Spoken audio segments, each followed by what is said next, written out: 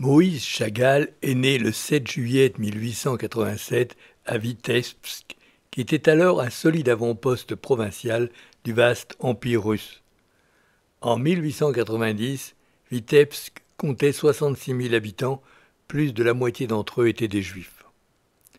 Le yiddish était la langue maternelle de la plupart des juifs et fut la langue principale de Chagall jusqu'à l'adolescence. Son utilisation à la maison exprimait un sentiment de sécurité et d'appartenance à un système de valeurs et de traditions religieuses. Sa mère était la fille de l'abatteur rituel. Il passait la moitié de son temps à se reposer sur le poêle, le quart dans la synagogue et le reste dans la boucherie. Seul l'oncle Noé, marchand de bestiaux, travaillait avec sa charrette et sa jument. Son père était ouvrier saumurier à l'entrepôt de Haran. Sa mère vouait une véritable passion à Moïse, qui devint Marc, et fut l'objet d'une adoration sans mélange.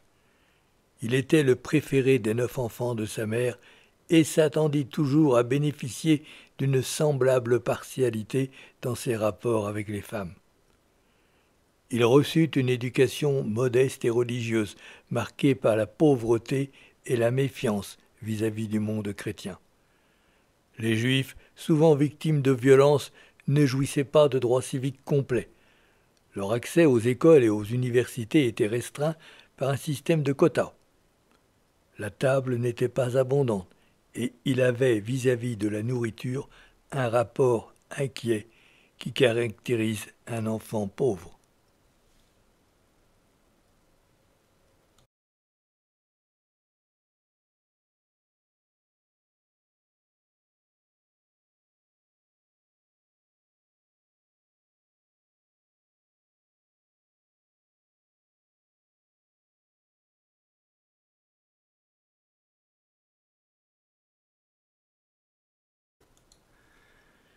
La marchande de pain. Chagall resta toute sa vie fidèle à sa ville natale. Il représente les petites boutiques de sa jeunesse comme cette échoppe en bois de la marchande de pain. Il lui a fallu du génie pour s'extirper de sa famille. Il jouait du violon et prenait des leçons auprès d'un ferronnier qui habitait à la même cour. Il avait une jolie voix de soprano et assistait le cantor à la synagogue. Il aima la musique toute sa vie, surtout Mozart. Il passait dans la rue le plus clair de son temps. Il accompagnait au marché son oncle Noé, marchand de bestiaux. Sa famille appartenait à un courant particulier du judaïsme, le hassidisme, qui n'avait jamais admis la modernité culturelle en cours depuis un siècle en Europe occidentale. Le hassidisme se caractérise par une communion divine que favorisent le chant et la danse. Il prône l'amour d'autrui et des animaux. L'idéal d'une harmonie entre l'homme et la nature traverse l'œuvre de Chagall. Jusqu'en 1906, 19 ans, il n'avait jamais vu de dessin ou de tableau.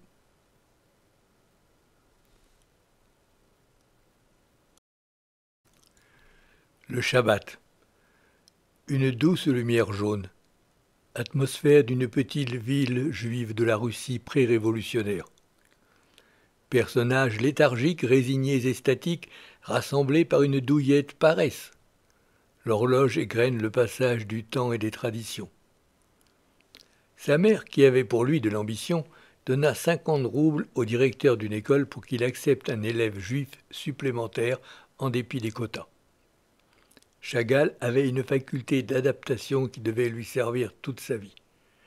Rêveur, dissipé, incapable de se concentrer, il quitta l'école en 1905 à 18 ans, sans diplôme de fin d'études. Mais le collège lui avait permis de fréquenter les Russes privilégiés. Il abandonna le yiddish au profit du russe.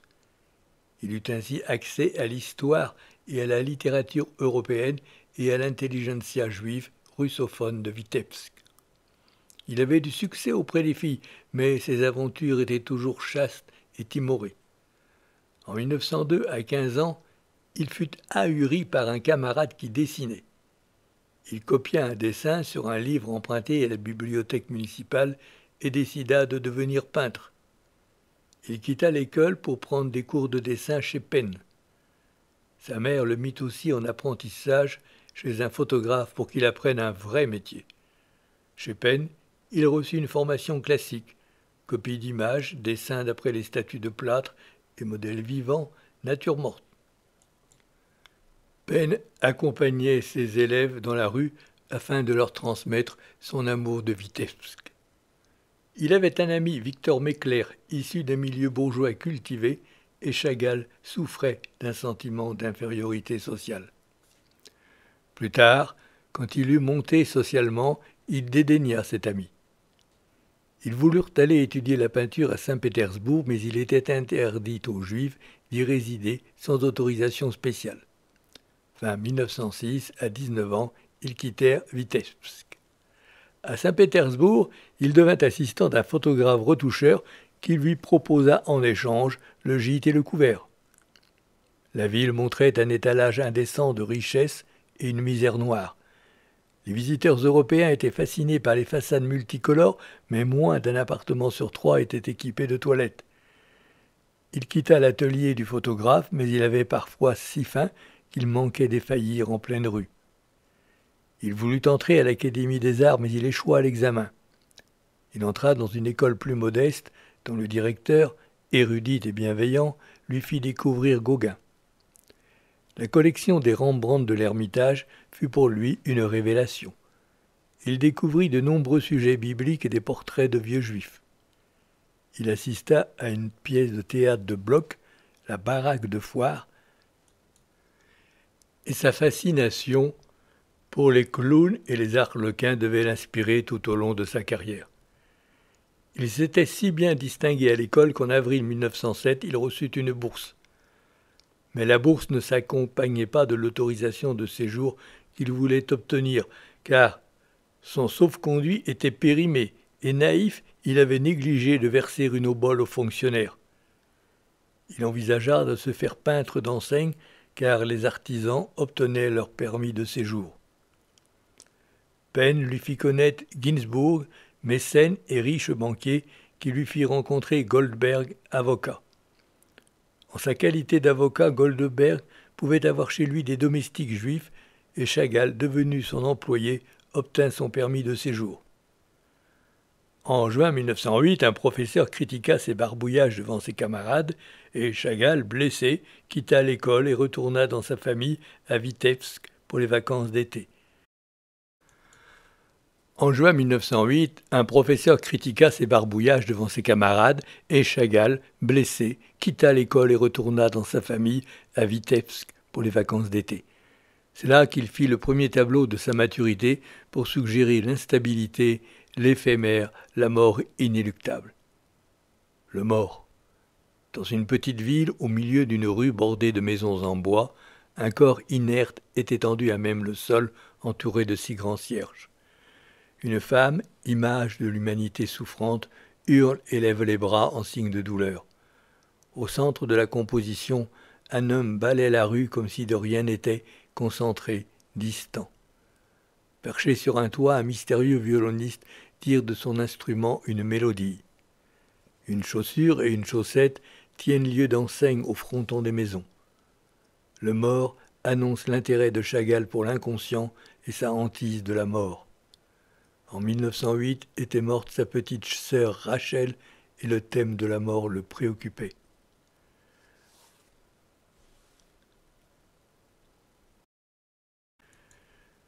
Chagall peint la vie de son village, le shtetl, car son séjour à Saint-Pétersbourg lui a donné le recul nécessaire pour constater que cette vie s'achève, car le monde du shtetl résiste mal à une modernité prônant l'autonomie de l'individu, et ce monde ne vit que sur lui-même au rythme de ses rites religieux. Le mariage, une rue sans végétation bordée de maisons délabrées. Les grises et les bruns dominent la composition. Le cortège nuptial isolé évoque Bruegel, que Chagall appelait le moudjik, le paysan, dont il avait admiré les œuvres à l'Ermitage. En tête, le violoniste dont l'absence est impensable dans un mariage juif. La robe blanche tranche sur les couleurs mates. Le couple à table. Ce tableau présente pour la première fois des motifs chers à Chagall, le couple, les fleurs, la prééminence féminine. Théa, le modèle, était alors partagée entre sa liberté et son indépendance à Saint-Pétersbourg et les exigences familiales qu'elle était incapable de rejeter. Elle est assise, la tête courbée, face à un jeune homme tout aussi découragé. Les deux jeunes gens semblent perdus dans leurs pensées.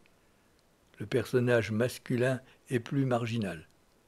Théa aimait les garçons et les discussions intellectuelles, mais elle était portée à la mélancolie. C'est une œuvre allégorique, l'anneau pour la fidélité et la pomme pour la tentation. Chagall prendra des femmes dont Théa était le prototype, volontaires, maîtresses de leurs émotions, jouissant d'un certain statut social. Il était arriviste, intellectuel et porté à la dépression.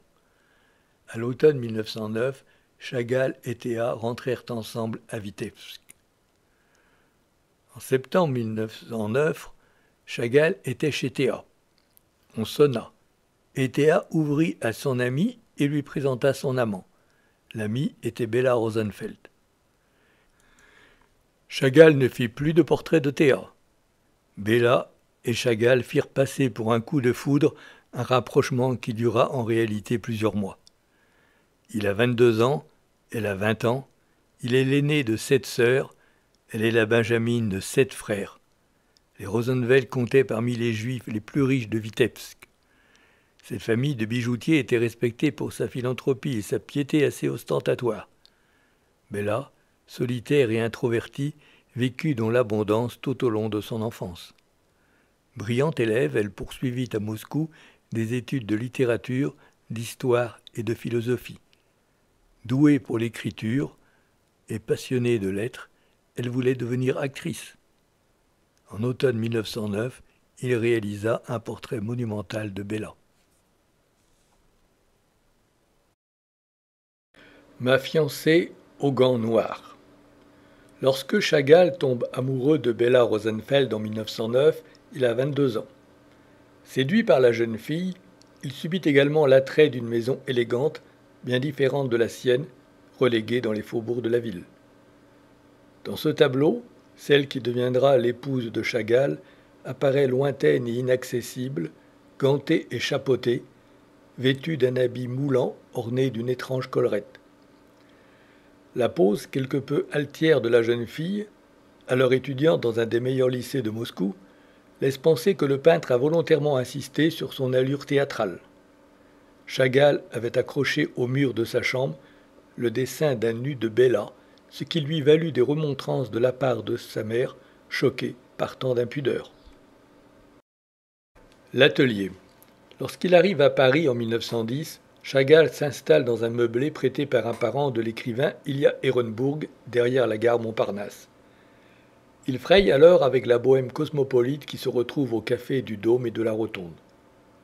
En cette période désargentée, Chagall vit des subsides de son mécène Vinaver et peint sur des toiles récupérées, comme cette toile, qui représente l'intérieur du peintre, impasse du Maine, avec au mur la réplique de Ma fiancée. Comme Matisse, Chagall n'hésite pas à libérer la couleur par une dominante verte qui envahit les murs et le lit, confondant volontairement plans verticaux et plans horizontaux. Cadres et tapis composent autant de tableaux dans le tableau et annulent le sentiment de profondeur. Les fauteuils apparaissent avec une grande force d'intensité. L'atelier marque dans la carrière de Chagall une rupture décisive avec sa première manière russe. Le modèle. Le modèle est une œuvre de transition. Ses couleurs assourdies rappellent l'atmosphère qui domine dans les œuvres russes. Mais le thème du modèle qui se tient assis à la place du peintre tranche avec les scènes de la vie quotidienne qui inspiraient jusqu'alors sa peinture. On reconnaît le fauteuil de l'atelier. La toile posée sur le chevalet et le fauteuil, tous deux coupés par les bords latéraux du tableau, structurent le tableau et recadrent la figure féminine. Atmosphère intimiste qui s'étend à l'environnement immédiat de la jeune femme. Le mur s'orne de motifs floraux qui font écho aux touches noires de son corsage et aux touches qu'elle pose sur la toile. Chagall semble influencé par Matisse. Nature morte à la lampe. En août 1910, Chagall s'installe à Paris. Il est frappé par la liberté de vie et l'éclat de la lumière et découvre Renoir, Monet, Van Gogh, Matisse et les Fauves. Cette nature morte montre un nouvel éclat de la couleur. Le peintre commence à considérer la surface de la toile plus comme la base pour le déploiement du décor que comme le support d'un espace tout en illusion.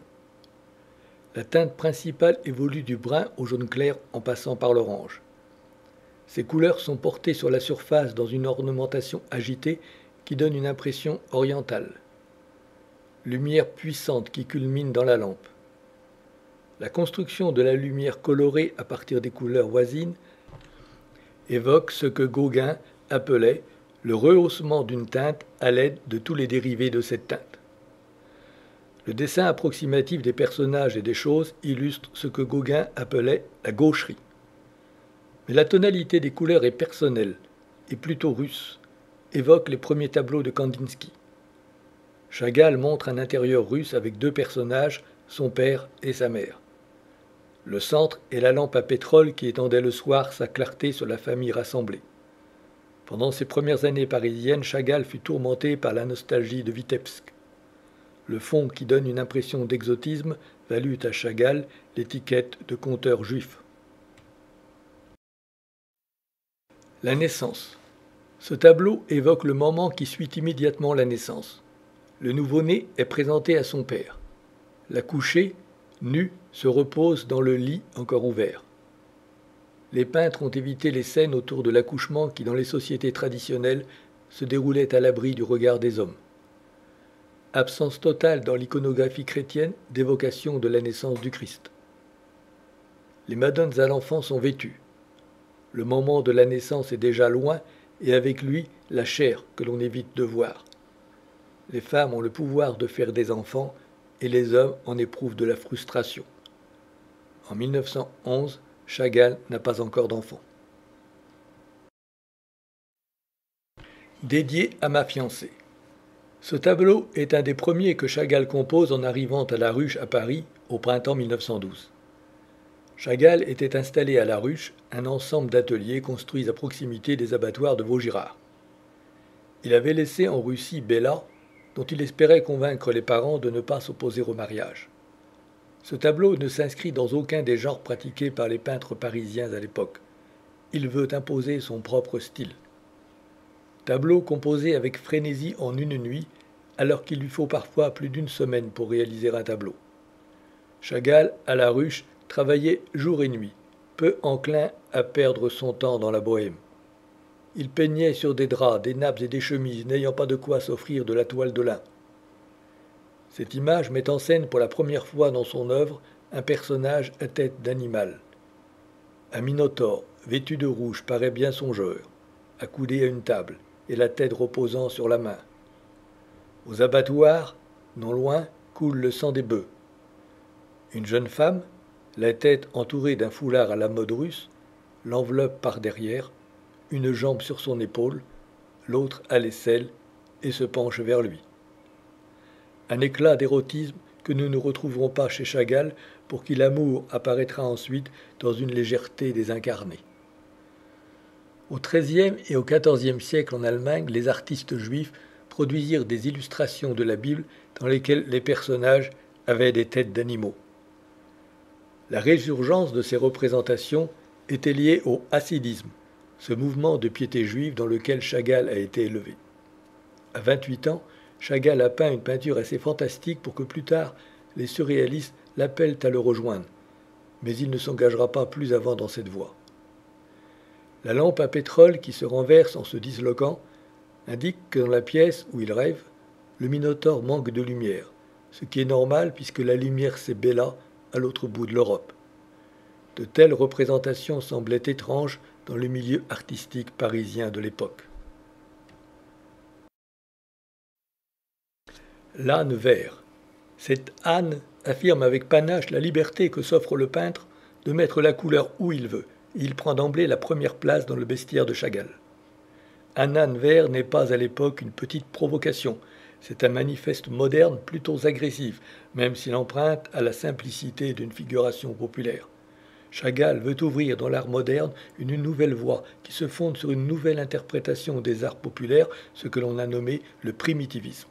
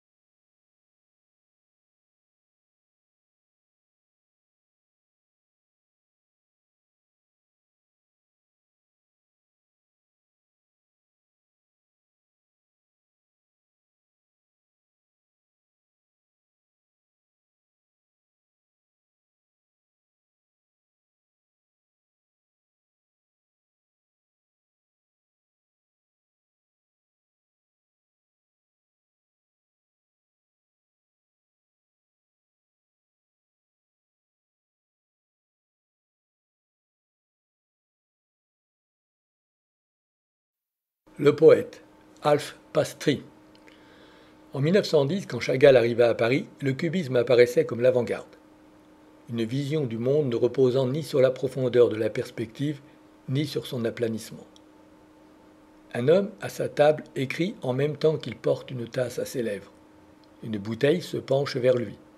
Un couteau, une fourchette et deux boules dont on peut penser que ce sont des fruits. Un chat vert tire la langue.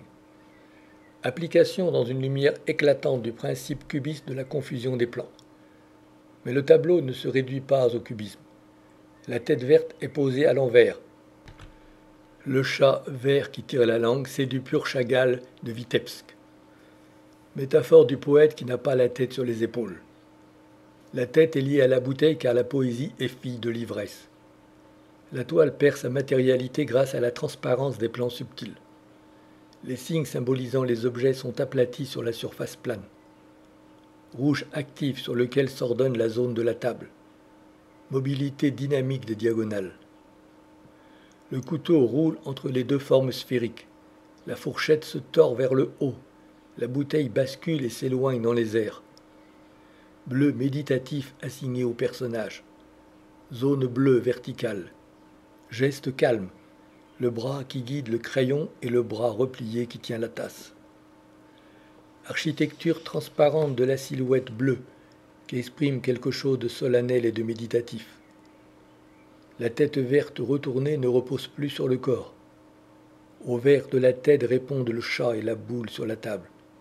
L'homme poète réfléchit, hors de soi.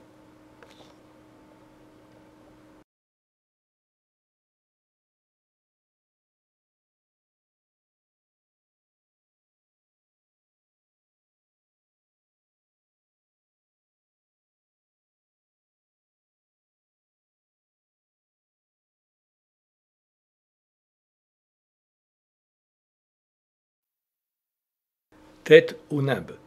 Gouache peinte sur une feuille de papier brun. Grande sûreté du geste. Construite autour de taches blanches, la tête est brossée dans une écriture rapide et volontairement maladroite.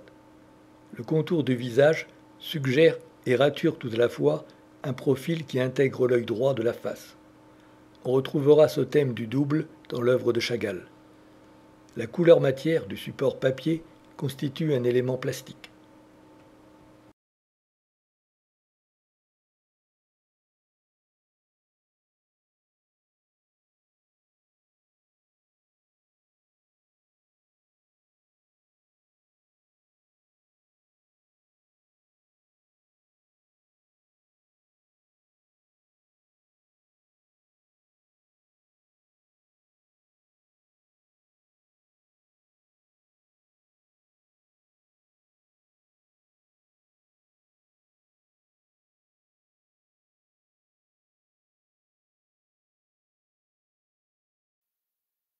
Hommage à Apollinaire.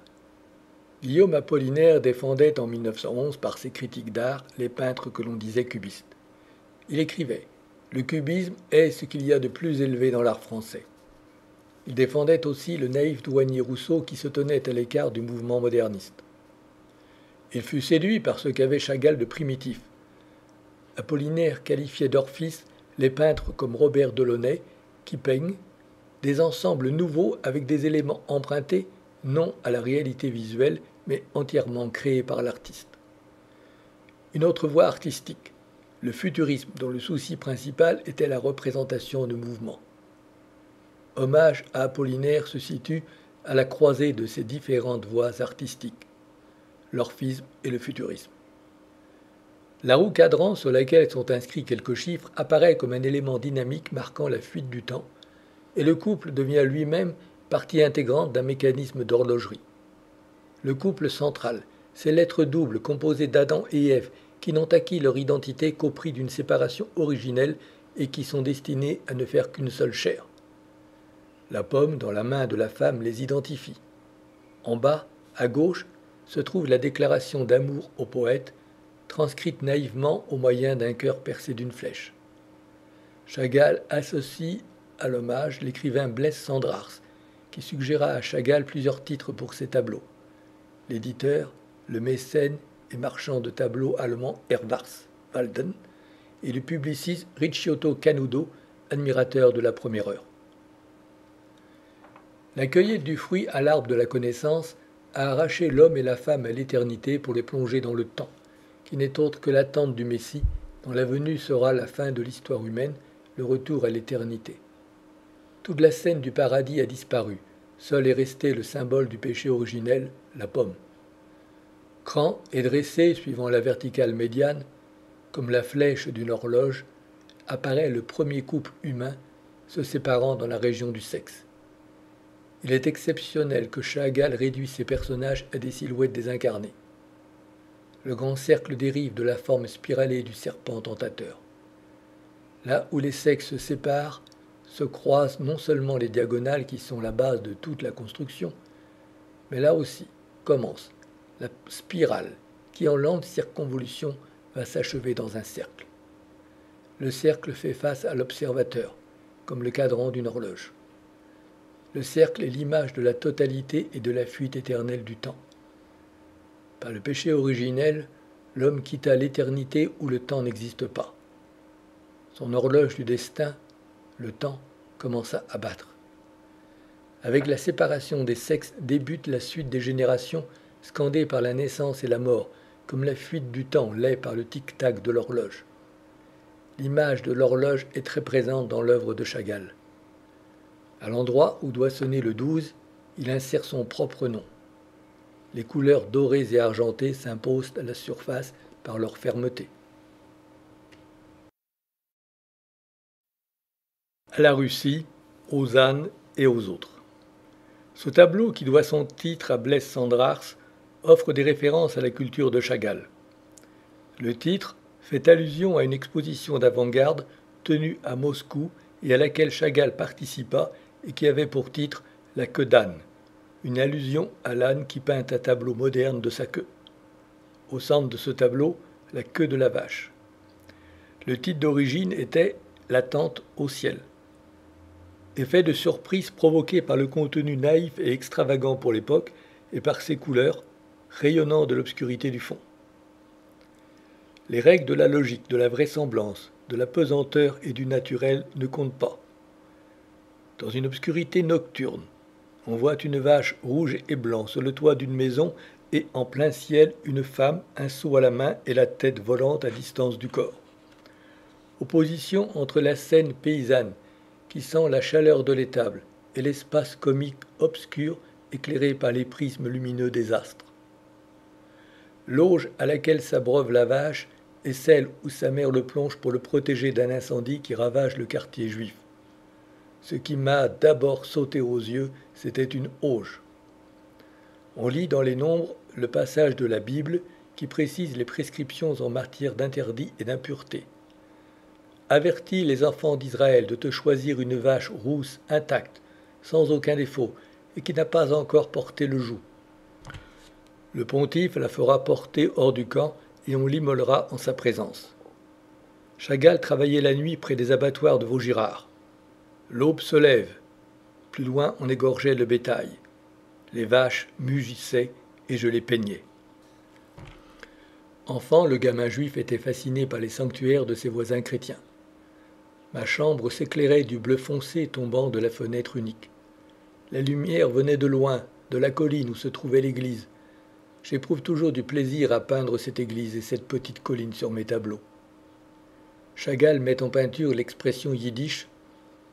On dit de quelqu'un que sa tête vole dans le ciel quand il se laisse emporter par sa fantaisie.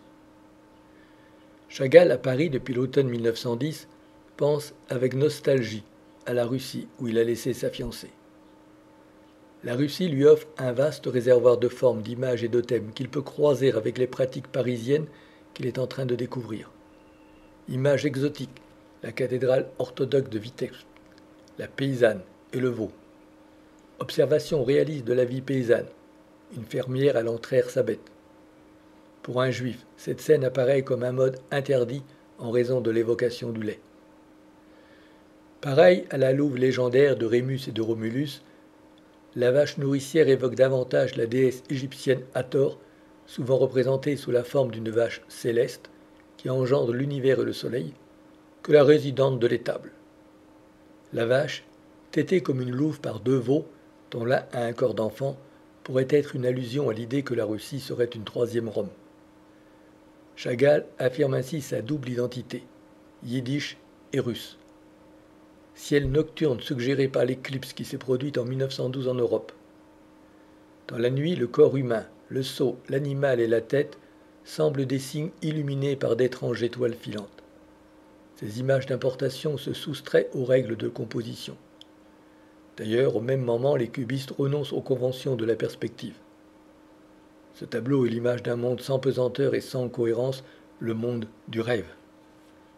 Ce tableau, peint sur un morceau de drap acheté au bon marché, est la première grande œuvre de Chagall à la ruche. Il marque son attachement à l'image russe populaire, par opposition aux recherches formelles des avant-gardes. Les gestes humbles de la vie paysanne sont transfigurés et deviennent des symboles. Ce tableau est reproduit dans l'autoportrait aux 7 doigts, ce qui souligne sa valeur emblématique. Chagall s'inscrit dans le courant du fauvisme qui traitait la couleur sans aucun souci de réalisme. Il fait un clin d'œil à Picasso, la tête de la femme, au cubisme, le vêtement de la femme, au rayonnisme, l'inscription dans le ciel d'étranges formes colorées qui évoquent une récente éclipse de soleil. Le souvenir fait plus qu'embellir les choses. Il distille à partir de la superposition de multiples événements un reflet complexe de la réalité qui ne peut être rendu par une image, mais par une transcription poétique et métaphorique. Moi et le village. À peine arrivé à Paris, Chagall a la nostalgie de Vitebsk. Mais il ne pouvait retourner car il s'était moralement engagé auprès de son mécène, le député Vinaver. Mais cet émigré pauvre éprouvait la vitalité de ses racines et une floraison d'images lui occupait l'esprit.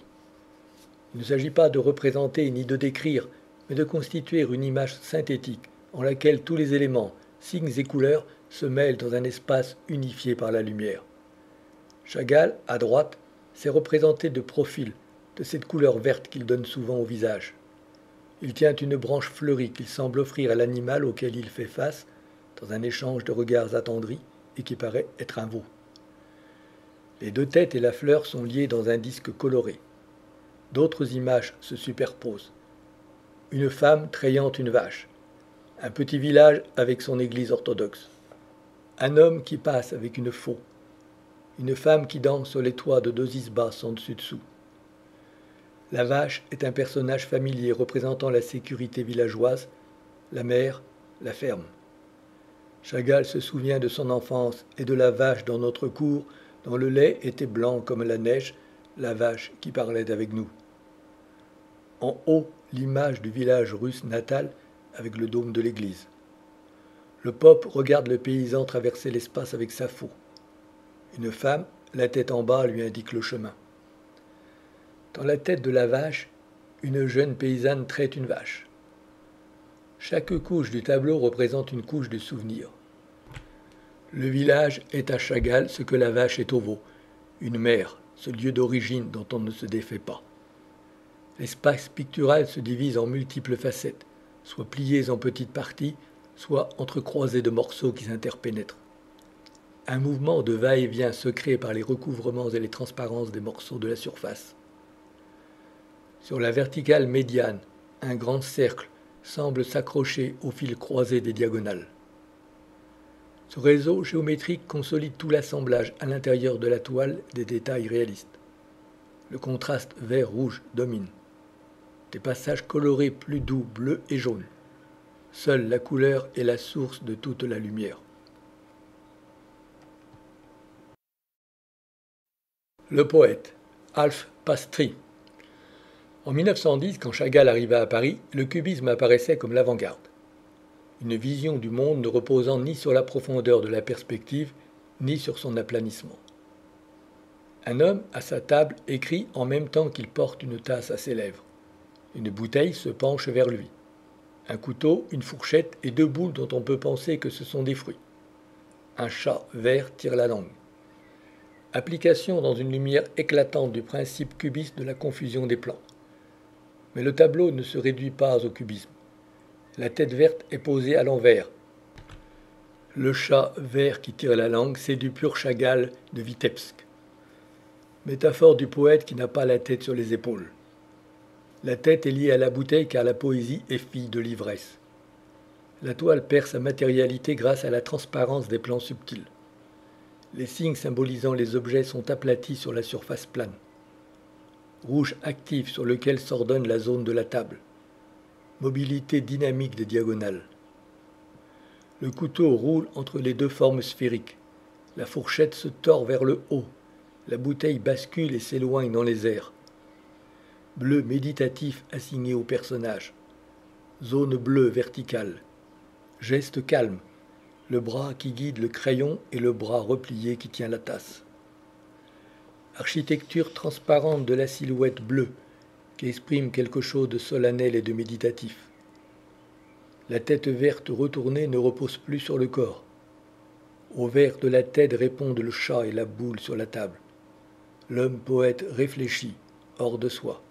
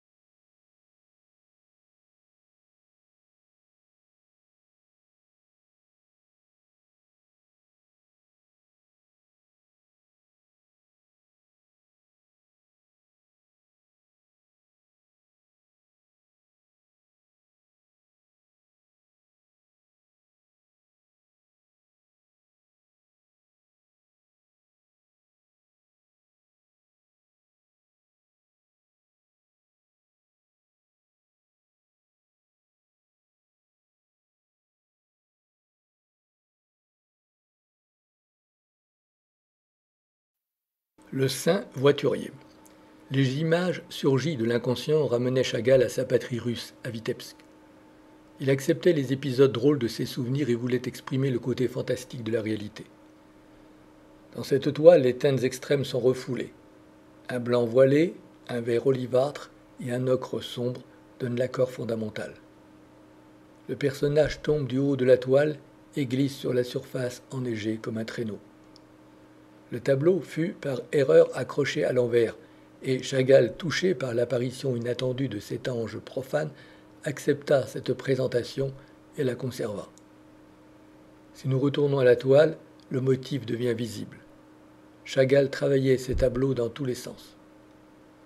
Le lecteur inspiré pénètre, la tête la première, dans la froideur du monde, comme un prophète possédant la fougue de la jeunesse, derrière lequel flotte, éloigné, le rouleau d'écriture sainte, et la flamme de sa petite couronne monte vers l'église qui garde la foi.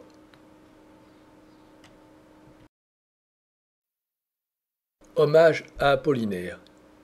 Guillaume Apollinaire défendait en 1911 par ses critiques d'art les peintres que l'on disait cubistes. Il écrivait « Le cubisme est ce qu'il y a de plus élevé dans l'art français ». Il défendait aussi le naïf douanier Rousseau qui se tenait à l'écart du mouvement moderniste. Il fut séduit par ce qu'avait Chagall de primitif. Apollinaire qualifiait d'orphis les peintres comme Robert Delaunay qui peignent des ensembles nouveaux avec des éléments empruntés non à la réalité visuelle, mais entièrement créés par l'artiste. Une autre voie artistique, le futurisme dont le souci principal était la représentation de mouvements. Hommage à Apollinaire se situe à la croisée de ces différentes voies artistiques, l'orphisme et le futurisme. La roue cadran sur laquelle sont inscrits quelques chiffres apparaît comme un élément dynamique marquant la fuite du temps, et le couple devient lui-même partie intégrante d'un mécanisme d'horlogerie. Le couple central, c'est l'être double composé d'Adam et Ève qui n'ont acquis leur identité qu'au prix d'une séparation originelle et qui sont destinés à ne faire qu'une seule chair. La pomme dans la main de la femme les identifie. En bas, à gauche, se trouve la déclaration d'amour au poète, transcrite naïvement au moyen d'un cœur percé d'une flèche. Chagall associe à l'hommage l'écrivain Blaise Cendrars, qui suggéra à Chagall plusieurs titres pour ses tableaux. L'éditeur, le mécène et marchand de tableaux allemand Herwarth Walden et le publiciste Ricciotto Canudo, admirateur de la première heure. La cueillette du fruit à l'arbre de la connaissance a arraché l'homme et la femme à l'éternité pour les plonger dans le temps, qui n'est autre que l'attente du Messie, dont la venue sera la fin de l'histoire humaine, le retour à l'éternité. Toute la scène du paradis a disparu, seul est resté le symbole du péché originel, la pomme. Cran est dressé, suivant la verticale médiane, comme la flèche d'une horloge, apparaît le premier couple humain se séparant dans la région du sexe. Il est exceptionnel que Chagall réduise ses personnages à des silhouettes désincarnées. Le grand cercle dérive de la forme spiralée du serpent tentateur. Là où les sexes se séparent, se croisent non seulement les diagonales qui sont la base de toute la construction, mais là aussi commence la spirale qui, en lente circonvolution, va s'achever dans un cercle. Le cercle fait face à l'observateur, comme le cadran d'une horloge. Le cercle est l'image de la totalité et de la fuite éternelle du temps. Par le péché originel, l'homme quitta l'éternité où le temps n'existe pas. Son horloge du destin, le temps, commença à battre. Avec la séparation des sexes débute la suite des générations, scandées par la naissance et la mort, comme la fuite du temps l'est par le tic-tac de l'horloge. L'image de l'horloge est très présente dans l'œuvre de Chagall. À l'endroit où doit sonner le 12, il insère son propre nom. Les couleurs dorées et argentées s'imposent à la surface par leur fermeté.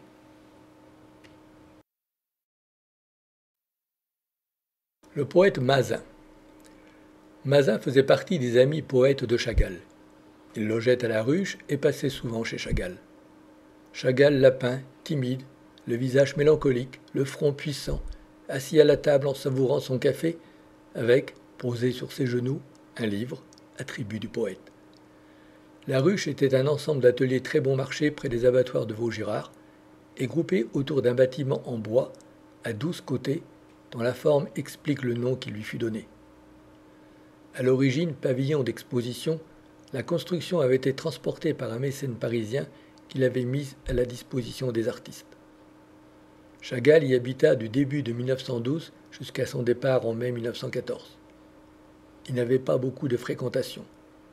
Le vendredi soir, il voyait chez Canudo de jeunes artistes. Il était parfois invité chez Robert et Sonia Delaunay. Il travaillait surtout la nuit. Pendant la journée, il visitait des musées et se promenait à travers les quartiers de Paris. Ses compatriotes vinrent le voir. Le député Vinaver qui lui avait remis sa bourse. Lunacharski, plus tard commissaire à la culture. À cette époque, les portraits n'intéressaient guère Chagall. Ce tableau est le produit du hasard, inspiré par la silhouette émouvante du poète, assis à sa table, l'air égaré. Le peintre recule tout au bord de la toile, le coin de table blanc, agressif, et le cadre rigide. Le poète est comme retiré dans l'espace sombre.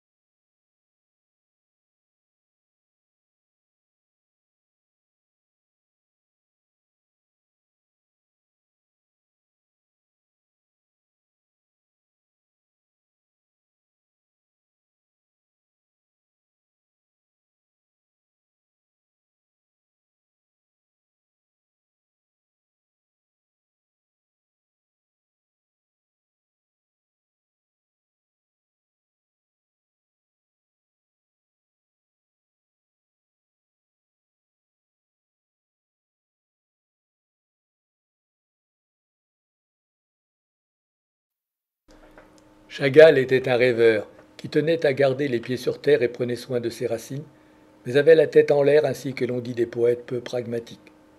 Chagall voulait représenter le contraste entre le calme d'un intérieur et l'agitation troublée d'un personnage humain, surface abstraite qui s'ordonne suivant un grand motif en losange. Quelques objets étalés à plat sur la surface, perspective volontairement déformée de la table, couleurs lumineuses qui couvrent toute l'étendue de la surface, contraste du bleu et du jaune, du rouge et du vert, subtil passage du jaune au rouge par l'orange. À gauche, les objets, la table et les signes culinaires, poisson, poulet, coupe. À droite, la zone agitée par les diagonales de l'homme névrosé et le couteau, symbole d'agression. Une tête s'échappe du corps pour s'approcher de la bouteille qui se penche vers elle. Scène violente que souligne un jeu de couleurs expressif.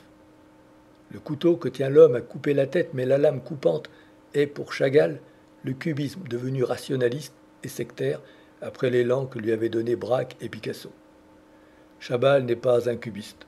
Pour lui, le cubisme est un réalisme à la triste figure. Chagall ne fait pas l'éloge des excès de boisson, mais pour lui, il y avait dans la peinture quelque chose de l'extase qui est un arrachement à l'état ordinaire. Chagall était ivre d'images, de sentiments et d'idées. L'artiste n'a pas la tête froide. Il y a entre le buveur et l'artiste une connivence proclamée par Baudelaire. Le couteau évoque la violence de la création. Le naturel n'est qu'une illusion créée par l'artiste. Chagall veut exprimer l'irruption de l'imaginaire et des passions dans le monde quotidien des objets familiers. Le sous l'empire de l'alcool, perd la tête. Ce désordre des sens se traduit par une agressivité angulaire manifeste dans les objets, couteau, bouteille, et dans le contraste jaune-rouge de la couleur, taillée par de grandes diagonales. Chagall commence à désarticuler le corps dans un défi permanent aux lois de la pesanteur.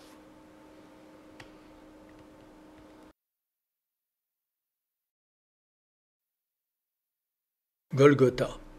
La culture de Chagall s'était élargie hors de la tradition juive dans laquelle il a reçu sa première formation. Il a étudié les chefs-d'œuvre du grand art catholique. Lui, le juif dogmatique, a eu besoin de se mesurer au thème central de l'art d'Occident en donnant sa propre version du calvaire. Chagall a dit « J'ai voulu représenter le Christ en enfant, innocent. J'ai essayé de me libérer du mode d'expression des icônes et de l'art russe en général. » Chagall a toujours vénéré le personnage du Christ.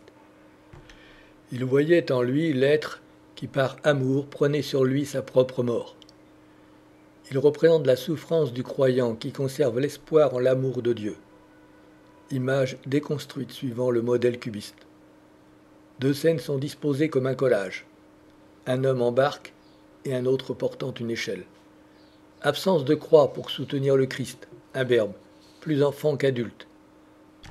Des cercles et des arcs dessinent une surface cosmique en mouvement, accord donné par les tons sombres du rouge et du vert.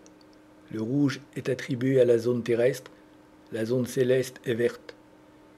Une lumière jaune clair touche la mer et le bateau.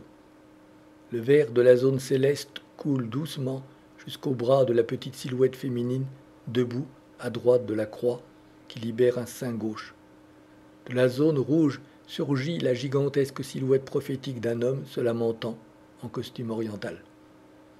Bleu spirituel de l'enfant Jésus qui flotte dans les airs. Ce bleu se reflète dans la voile du bateau. À droite, un homme difforme en costume oriental emmène son échelle. En Jésus, ce juif qui avait accepté le martyre sans pour autant désespérer, il donnait une image symbolique de la condition tragique de l'homme dans un monde où la souffrance est ordinaire, mais qui est racheté par l'amour, la foi et l'espérance.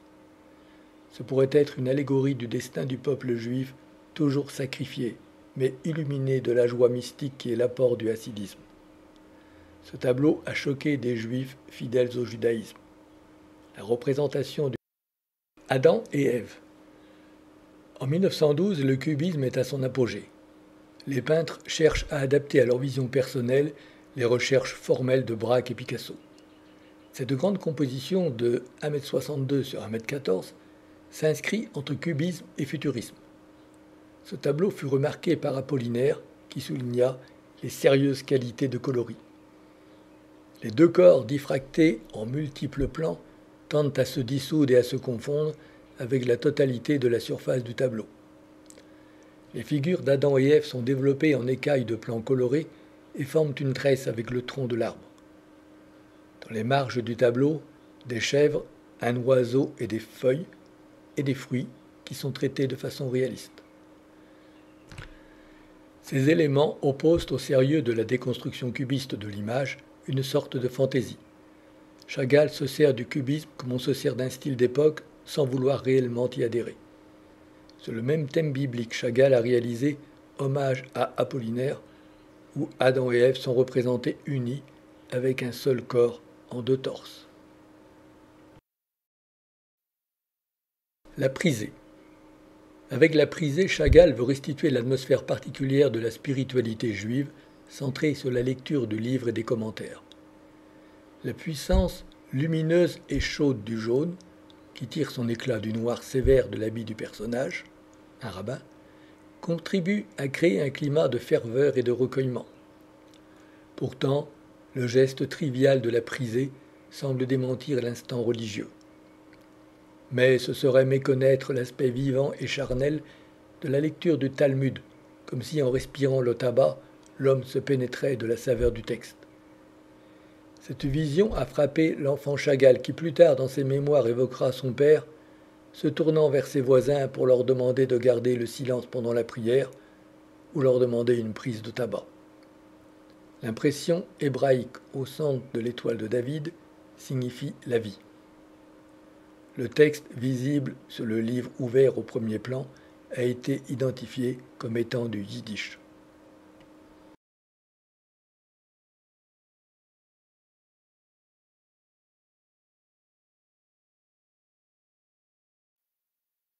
Le soldat boit. À Paris, Chagall exploitait la thématique russe. Ce soldat est bien russe ainsi que cela se voit à son uniforme, attablé devant un samovar, dans une pièce où l'on voit à l'extérieur une isba.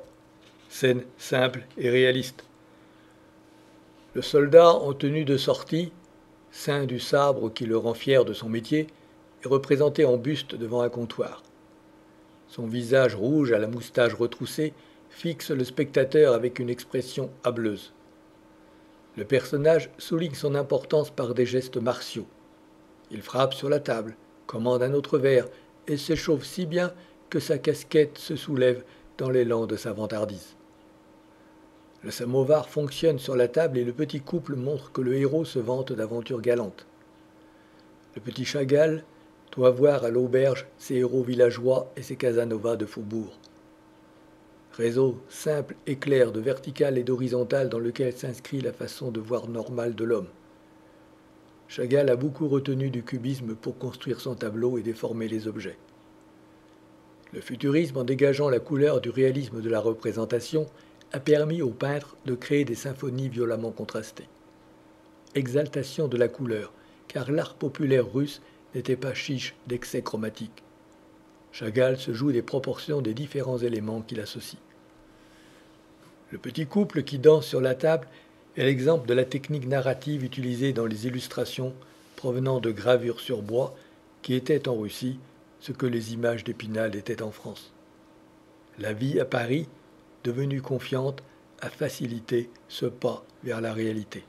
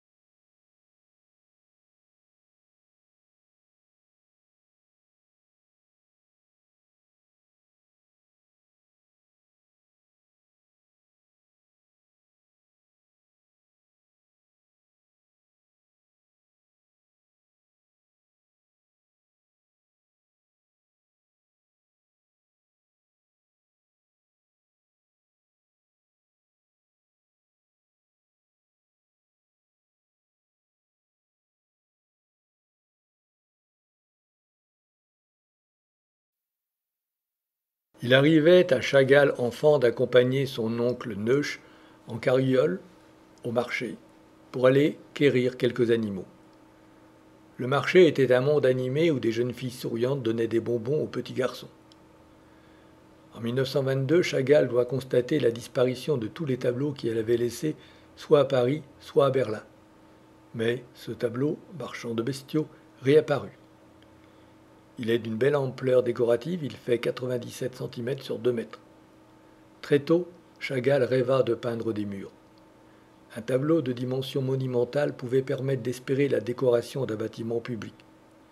Image puissante dans son agencement de couleurs et de lignes. Image moderne mais parfaitement lisible par tout un chacun. Autoportrait aux 7 doigts. Né le 7 juillet 1887, Chagall se sentait marqué par le chiffre 7.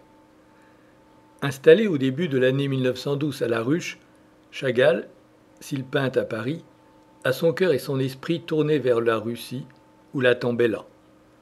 Dans son dos, à travers la fenêtre, Paris avec la tour Eiffel, emblème de la modernité, flanqué d'un petit parachutiste atterrissant. Devant lui, nimbé dans le nuage de la nostalgie, l'église et les maisons de Vitebsk. Entre les deux, le nom des deux villes inscrit en hébreu, Vitebsk, ville de la naissance de Chagall, et Paris, ville de sa naissance à la peinture. L'activité artistique apparaît comme la possibilité de surmonter son déchirement existentiel. La toile, à la Russie, posée sur le chevalet, semble dire qu'il n'est d'autre sujet à traiter que la mère nature. Il passe de la peinture néo-futuriste du chevalet au cubisme de son autoportrait. Mais lui, Chagall, a revêtu le costume cubo-futuriste, ce qui indique que son visage d'artiste novateur s'est révélé au contact des avant-gardes parisiennes. Ce tableau affirme la capacité de l'artiste à transfigurer la réalité. Transfiguration qui touche la main du créateur dont le pouvoir semble démultiplié. En yiddish, faire quelque chose, mit alle 7 Finger, c'est-à-dire avec tous les 7 doigts, c'est mobiliser toutes ses facultés rationnelles et irrationnelles. La couleur, rassemblée sur la palette, compose un tableau. Tête et palette se répondent par leur forme et leurs taches colorées. Curieusement, Chagall semble peindre de la main gauche alors qu'il est droitier. Chagall n'a aucun pinceau entre ses 7 doigts et sa main gauche semble caresser le tableau. Chagall crée un médaillon dans le tableau renvoyant vers un autre espace et un autre temps, à la façon des icônes russes. Il veut faire entrer dans ce qui est statique, la surface d'un tableau, la dynamique de ce qui se déroule dans le temps. Il y a emboîtement de représentation. Représentation du peintre qui peint à la Russie, représentation du peintre qui peint à la Russie en pensant à Vitebsk, et représentation de l'atelier du peintre qui peint à la Russie en pensant à Vitebsk.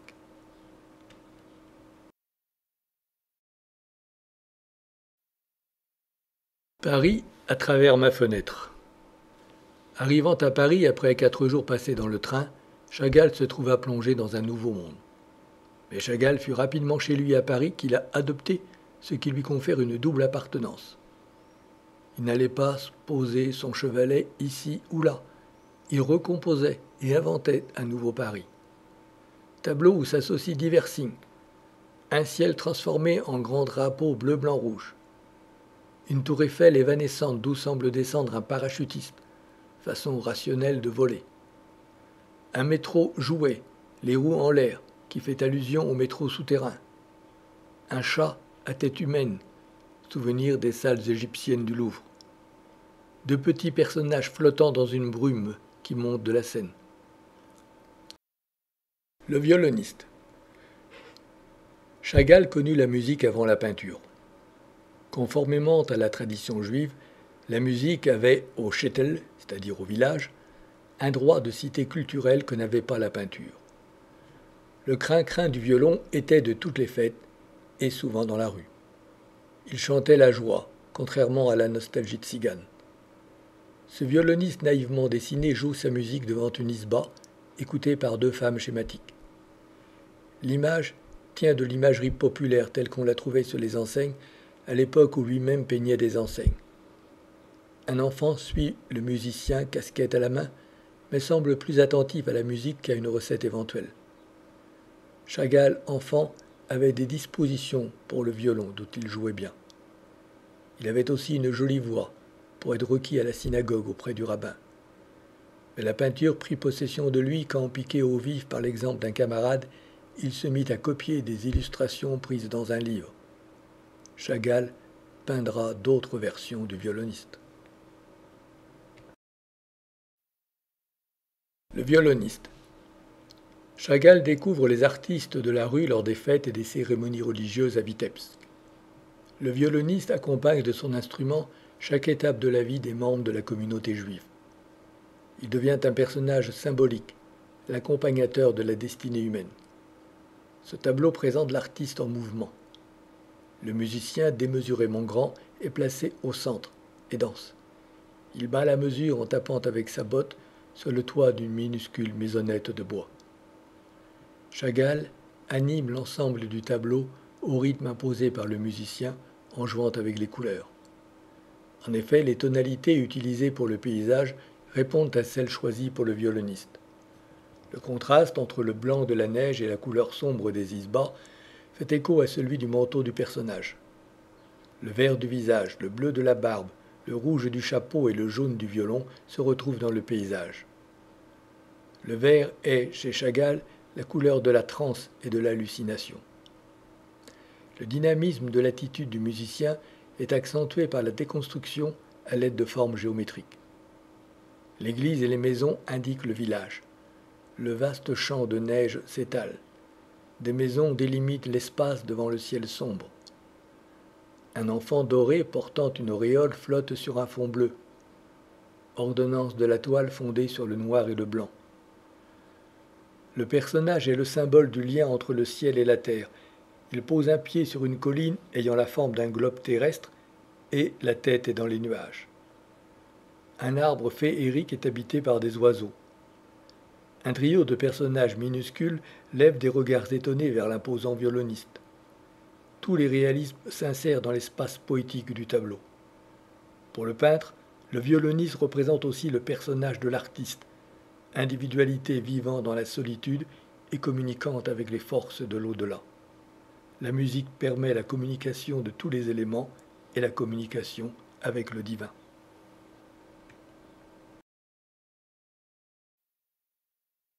Femme enceinte ou la maternité. Ce tableau s'inscrit dans la tradition de l'art populaire russe qui met en scène un sujet central omniprésent entouré de scènes aux objets et aux personnages miniaturisés. La figure de la femme enceinte, aux proportions peu réalistes et aux dessins approximatifs, avec cette vision de l'enfant qu'elle porte en elle, semble être née du pinceau d'un artisan anonyme, ainsi que le paysan avec son bœuf attelé et la chèvre céleste. Plus de nouveautés dans le traitement du fond avec le ciel rouge, les deux isbas et le visage du soldat. Le visage de la femme se montre à la fois de face et de profil. La future mère a-t-elle deux visages parce qu'elle a deux amants? Du paysan ou de soldat, qui est le père de l'enfant? Chagall à Paris s'est montré plus russe qu'il ne l'était en arrivant et plus russe que juif. On pense aux poupées russes en forme d'œuf qui s'emboîtent les unes dans les autres.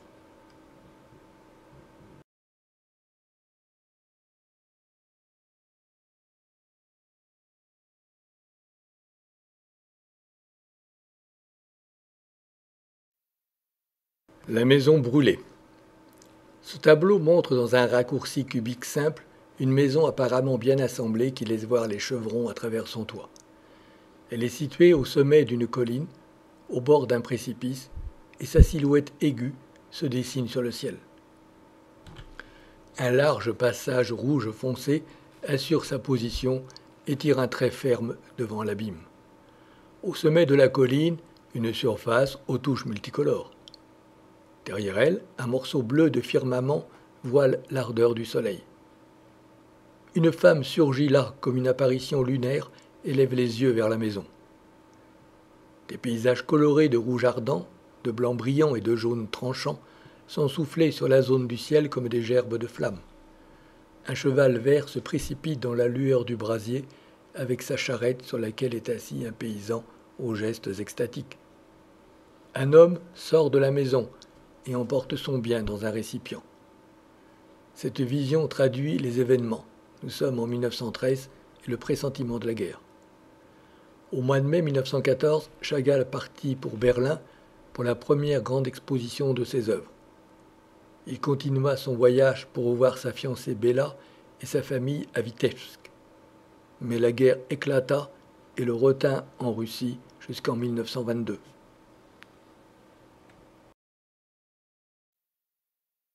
Le Juif en vers. Chagall écrit dans son journal « Vitebsk est un monde à part, une ville ennuyeuse, habitée par des bourgeois bossus et maigres, des Juifs verts. À Paris, c'est en imagination qu'il représentait les personnages typiques de Vitebsk. Maintenant, il est présent dans toute leur corporalité. De vieux mendiants, des prêtres juifs itinérants franchissent le seuil de la maison paternelle, pieuse et hospitalière. Le juif vert n'était pas un rabbin, c'était un de ces juifs errants, imprégnés de la parole sacrée, qui proclamait la parole de Dieu. Il est venu, s'est assis sur une chaise et s'est endormi aussitôt. Peinte par Chagall, sa fatigue est devenue celle de tout un peuple, en butte à la servitude et à la discrimination. Il le peint résigné, plongé humblement dans ses pensées, avec le visage vert, inspiré, qu'éclaire l'or de sa barbe. Il semble assis comme sur un banc, sur un mur de pierre, dans lequel sont gravés en écriture hébraïque les textes sacrés. Le visage vert doré rayonne comme la face du prophète Jérémie, mais sa casquette russe à visière usée le ramène à la pauvreté du moment. La veste est décolorée par le temps. La main droite établit la liaison avec le visage plongé dans la méditation. La main gauche, blanche comme le marbre, semble répéter les mots de l'inscription gravée. Ces deux mains évoquent, par la couleur irréelle, l'aura de méditation qui remplit ce juif pieux. Chagall, à propos de ce tableau, a dit « Je pars d'un choc spirituel, initial, concret, donc d'une chose précise, et je m'achemine vers quelque chose de plus abstrait. » Autoportrait devant la maison. Chagall est heureux de retrouver Vitebsk. Il pose tout fier devant la maison. Il a 27 ans et commence à être reconnu. Il retrouve enfin sa chère Béla. Comme sous l'effet d'un choc psychique, sa peinture se métamorphose lors de son retour en Russie. Les couleurs brûlantes, les formes exagérées et les scènes fantastiques disparurent. Une semaine après son retour en Russie, François Ferdinand, l'héritier du trône d'Autriche, était assassiné à Sarajevo.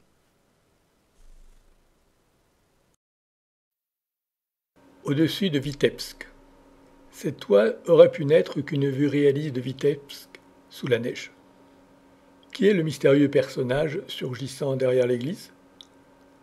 La culture juive, particulièrement le yiddish, désigne le mendiant qui va de maison en maison comme celui qui marche par-dessus la ville.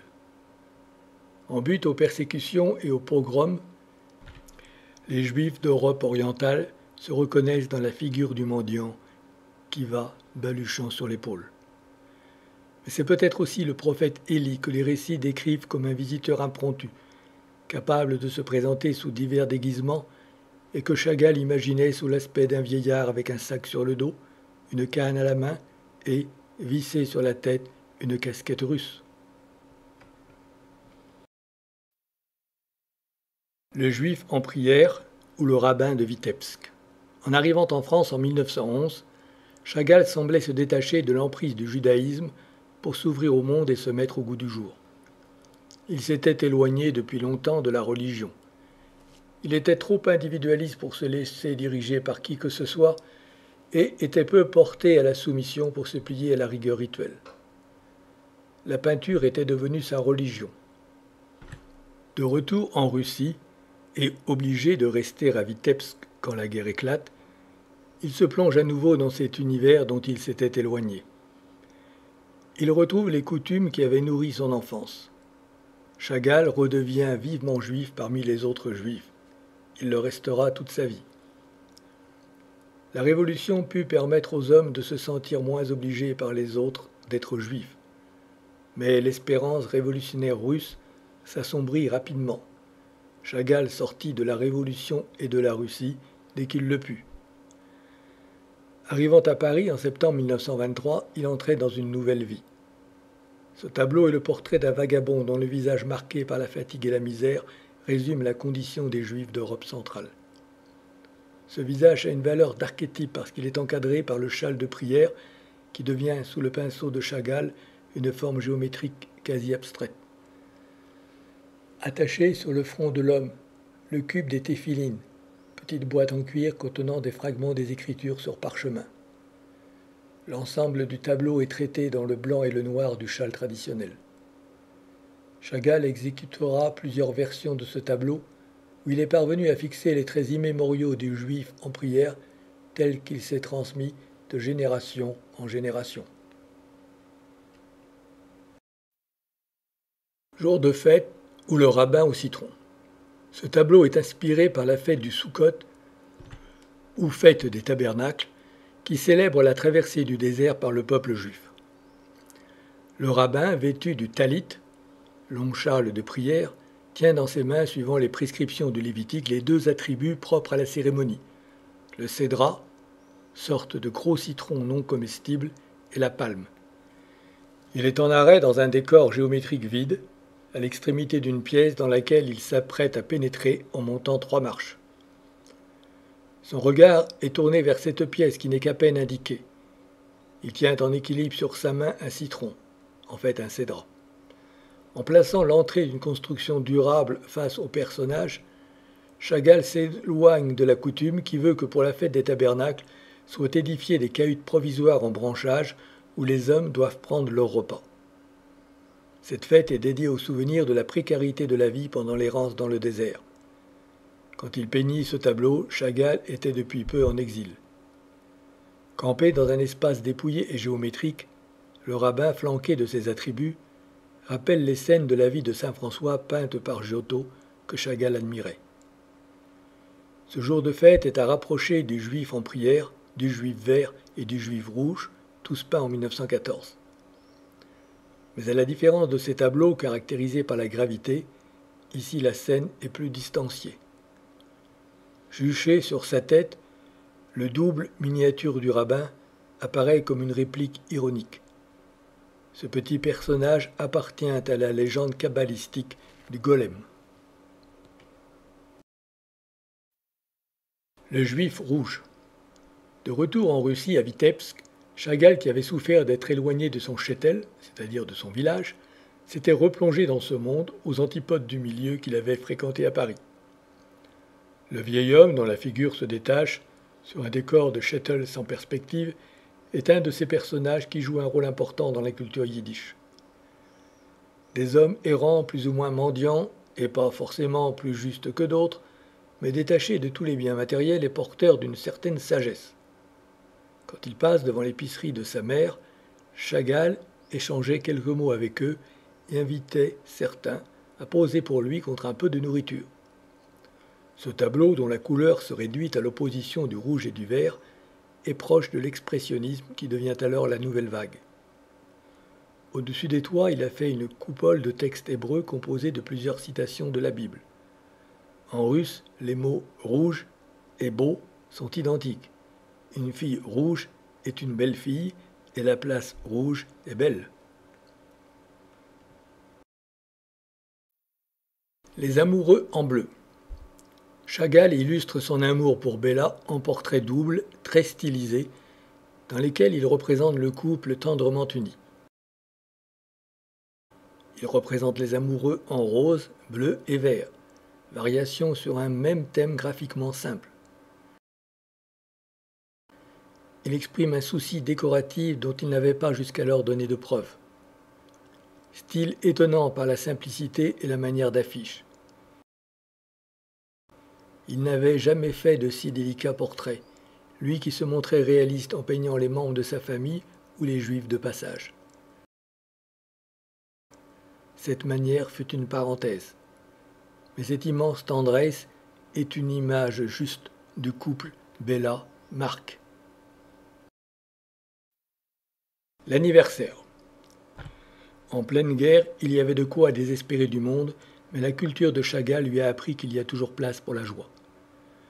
Le hassidisme, dont le violon est joyeux, contrairement à celui des tziganes, enseigne à lutter contre la mélancolie. Il a retrouvé Bella, qui l'a attendue. Dans la chambre du jeune homme qu'elle a décoré de fleurs et de foulards bariolés, elle lui souhaite son anniversaire.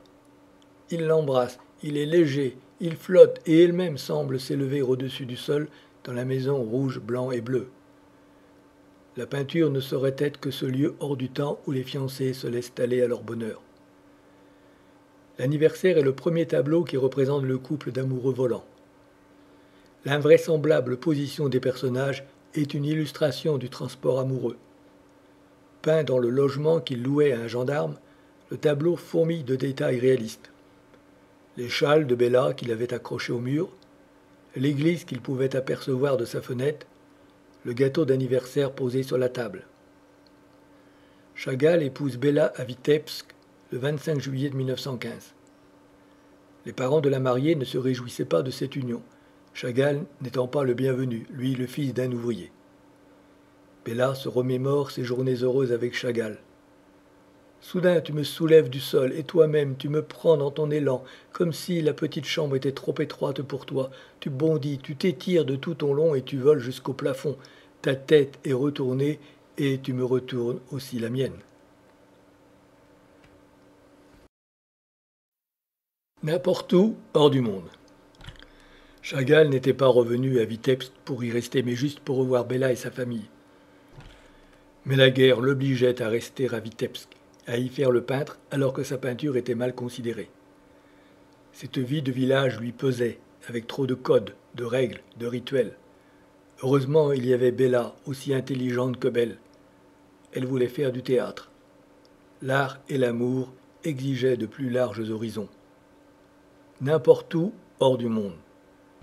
Le soupir romantique de Baudelaire est repris dans ce tableau où la tête de l'artiste n'est pas coupée à la base, mais en plein visage.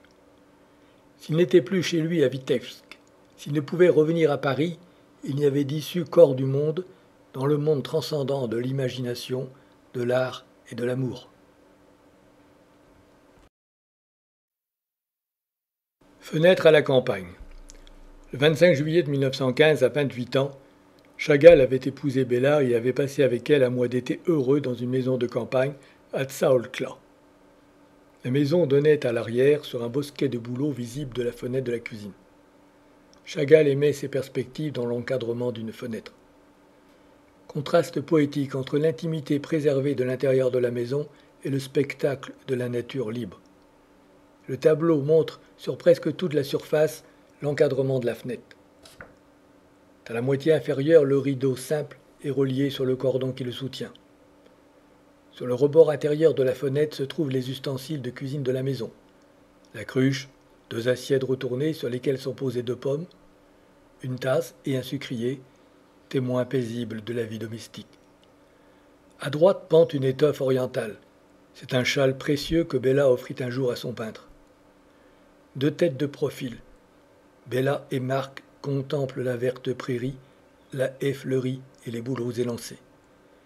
Communion de pensée devant le merveilleux qui cogne à la vitre. Le fractionnement des plans des cubistes se retrouve dans les plis du rideau ainsi que sur la prairie et la frondaison. La croisée rigide de la fenêtre agit comme un repoussoir derrière lequel se produit le miracle de la nature libre. Depuis son retour en Russie, la fenêtre ne s'ouvre plus sur la nostalgie, mais sur un ici et maintenant. La manière de voir de Chagall est plus réaliste. Consistance des objets posés sur la fenêtre, dessin clair de l'arabesque du rideau, accentuation des contours.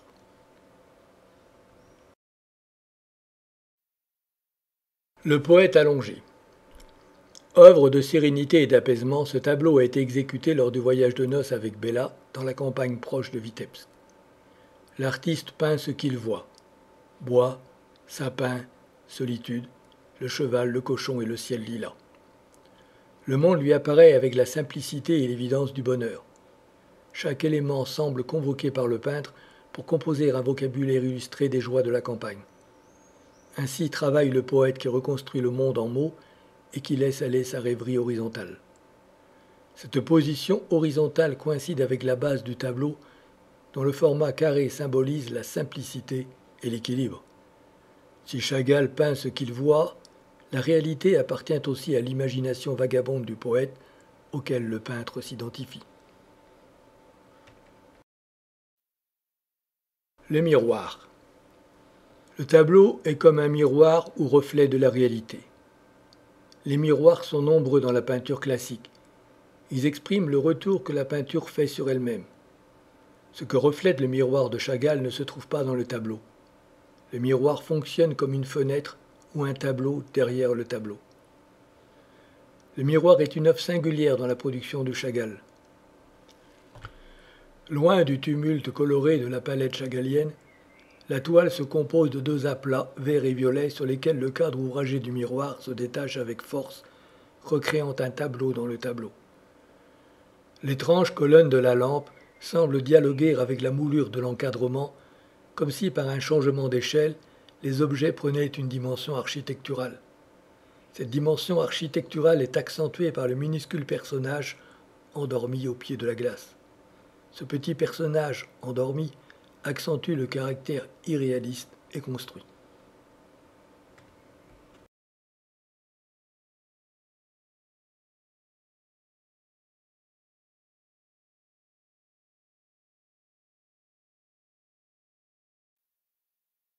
L'apparition. Autoportrait avec muse. Chagall était devenu le peintre des allégories illustrant le mystère de l'amour. Ici, variation sur le thème de l'Annonciation. L'ange fait irruption dans la pièce qui lui sert d'atelier. Le peintre, à son chevalet, ne semble pas surpris par l'énorme être ailé qui atterrit près de lui et dont le visage a les traits de Béla. La lumière est irréelle, une subtile variation de bleu, de blanc et de gris. La lumière dessine un X sur les deux diagonales du tableau. L'ange Béla lui annonce l'œuvre à venir. L'ange fertilise la toile comme dans l'Annonciation, l'ange sème en la Vierge la graine divine. L'œuvre est l'enfant de l'artiste et naît de sa relation avec sa muse. L'artiste est un homme inspiré, l'art n'est pas une affaire purement terrestre. Chagall, au moment de la Révolution, faisait de l'art une affaire bien peu matérialiste. L'artiste est un homme marqué du sceau divin de l'amour qui, à sa manière, chante la louange de Dieu. Avec ce tableau commence une série de représentations du peintre en ange ou inspiré par un ange. Par les couleurs, par les diagonales et par la fragmentation de la scène en éclats, cette œuvre a un caractère futuriste. Il y a inversion de personnages, la Vierge et le peintre, et l'archange Gabriel, sa femme Béla. Il y a un double détournement de l'image classique de l'Annonciation par l'inversion des personnages et par la sécularisation du thème religieux en romance sentimentale dont Béla est l'inspiratrice.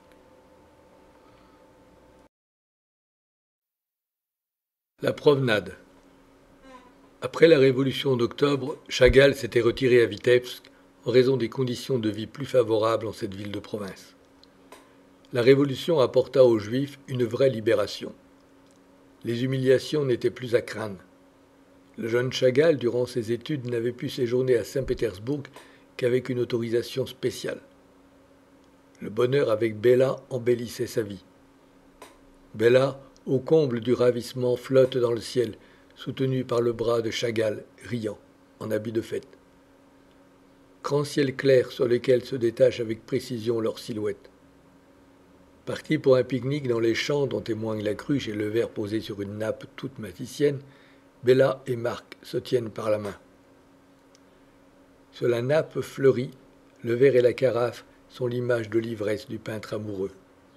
Mais l'aimée ne touche plus terre, elle chavire, et tel un cerf-volant se balance dans les airs. L'envol du couple illustre les divers aspects du bonheur d'être ensemble, unissant dans la même image la relation des corps qui s'allègent est la fusion des amoureux avec le ciel et la terre. Ciel, terre et personnages sont restitués dans un jeu de facettes géométriques qui se répondent les unes les autres. Seule ligne de force, la grande diagonale ascensionnelle des bras tendus, qui se prolonge virtuellement au-delà de la toile. La ville, qui ne constitue qu'une partie du paysage, est traitée d'une manière post-cubiste qui ne tranche pas par rapport aux deux personnages. Dessin précis, coupé tranchant des formes cubiques. Il n'y a pas de rupture entre la terre et le ciel puisque l'homme debout a encore les pieds au sol. Une force invisible semble avoir pris la main de Bella pour l'entraîner au ciel. Chagall n'est pas inquiet, pas plus que l'oiseau qu'il tient dans la main droite et qui fait contrepoids, au bout de 3 bras alignés, à la jeune femme emportée dans les airs qui, elle aussi, a l'air serein. Équilibre bien tenu entre les forces ascensionnelles et la pesanteur, entre la terre et le ciel. L'homme et la terre d'une part, la femme et l'Église d'autre part, composent 2 harmonies symétriques.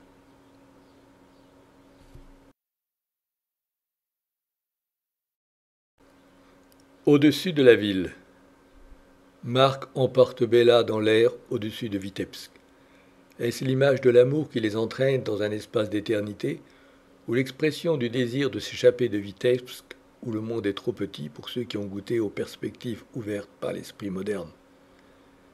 Cette image est universelle et appartient à tous ceux qui connaissent l'amour. La petite ville n'échappe pas à une imagerie populaire conventionnelle. Marc et Bella ne flottent pas. Ils sont en mouvement dans la direction du bras tendu par la jeune femme dont la robe est tenue par le mouvement le long de ses jambes allongées. La robe paraît animée d'un geste de natation. Il s'agit d'une envolée vers quelque ailleurs. Chagall ne se lasse pas de représenter sa ville natale. C'est ma ville, dit-il, mon tombeau. C'est comme enfant du pays qu'il sera nommé commissaire aux beaux-arts par Lounatcharsky en 1918. Vitebsk est un contrepoids réaliste face à son imagination vagabonde. Les palissades de bois au profil crénelé rythment l'horizontalité du paysage à laquelle fait écho le couple planant dans les airs.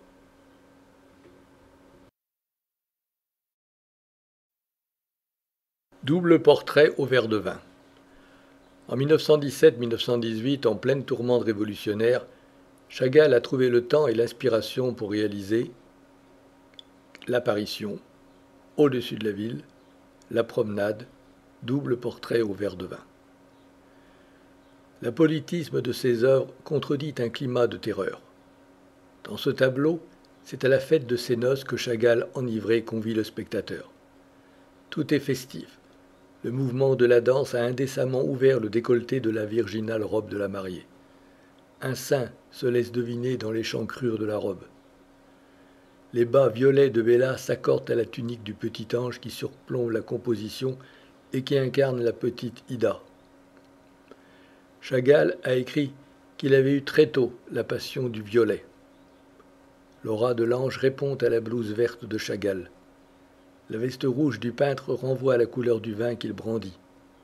Vitebsk est représenté avec sa cathédrale et ses principaux bâtiments dans un panorama qui rappelle à Paris l'île de la Cité vue de la passerelle des Arts. Maintenant que Chagall est de retour à Vitebsk, aurait-il la nostalgie de Paris? Bella est peut-être un ange dans l'ivresse de Chagall, mais c'est une forte femme sur laquelle il s'appuie, lui si peu habitué aux choses pratiques. Elle est là, en robe de mariée, un bouquet à la main, solidement planté sur ses pieds. Droite, digne, d'une belle prestance, elle porte son mari sur ses épaules comme peut le faire, selon la coutume, un homme solide au cours de la fête du mariage.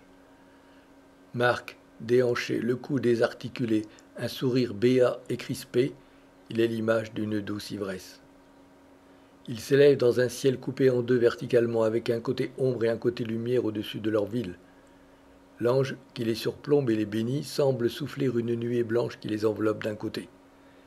Cette nuée s'oppose au sombre étagement de plans colorés qui se trouve à droite, comme si la tour que forme le couple s'interposait entre lumière et ténèbres. Un astre rond et doré brille dans la traînée blanche. L'eau du fleuve est sombre et à la couleur des ténèbres. Seule la blanche Bella, toute pureté et lumière. Elle marche sur l'eau et ses pieds se confondent avec les bateaux qui y naviguent. Son cavalier lui bouche à moitié la vue d'une main posée sur l'œil. Sensation d'une agréable légèreté, telle que la procure un verre de vin ou l'air qui agite un éventail.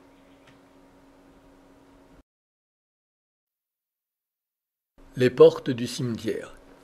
Il s'agit de l'entrée du cimetière juif de Vitebsk. Chaque pilier porte une date, et ces deux dates sont celles de la naissance et de la mort du grand-père du peintre. Plus qu'un cimetière juif laissant voir le fouillis de ses tombes, Chagall peint l'idée même de la résurrection.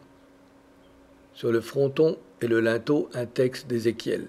« J'ouvrirai vos tombeaux et je vous ferai remonter de vos tombeaux. Je mettrai mon souffle en vous pour vous redonner vie. » Les deux piliers rappellent les rouleaux de la Torah. Un grand mouvement ascendant traverse le ciel, créant une atmosphère solennelle. Des façades prismatiques sont associées dans une sorte de tourmente surnaturelle. L'arbre, symbole de vie et de liberté, évoque la résurrection.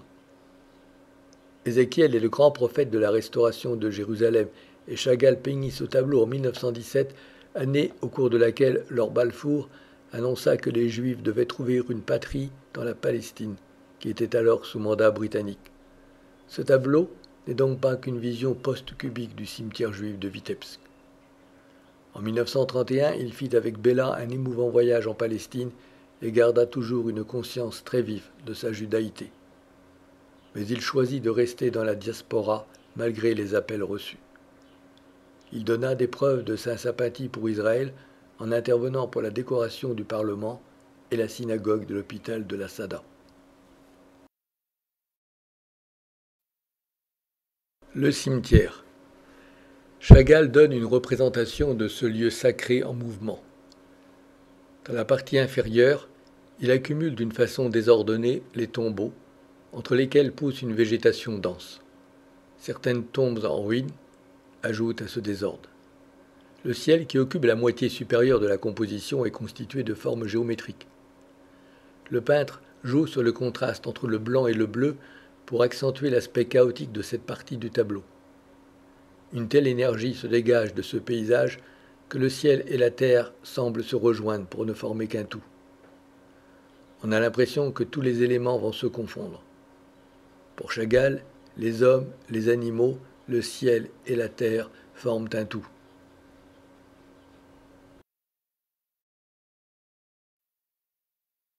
La maison grise. Durant l'été 1917, Chagall séjourne de nouveau à Vitebsk. Il peint sa ville natale dans un souci de vérité. Il oppose le centre noble de la ville, dominé par les clochers baroques du monastère, à une isba au mur de guingois. En 1917, le monde de Chagall appartient aux pauvres maisons en bois de la périphérie, non au Vitebsk de la pierre de taille. Chagall n'est pas animé par un souci de revendication sociale et la politique n'était pas son fort, mais il était sensible à l'injustice de la société.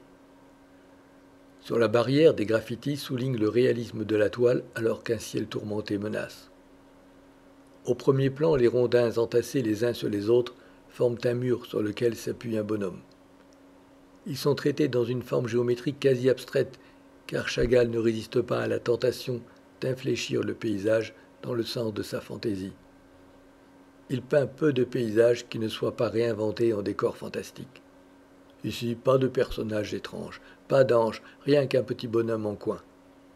Traitement rare de la couleur, quasiment monochrome. La blancheur dominante du ciel s'élève en imposante volute.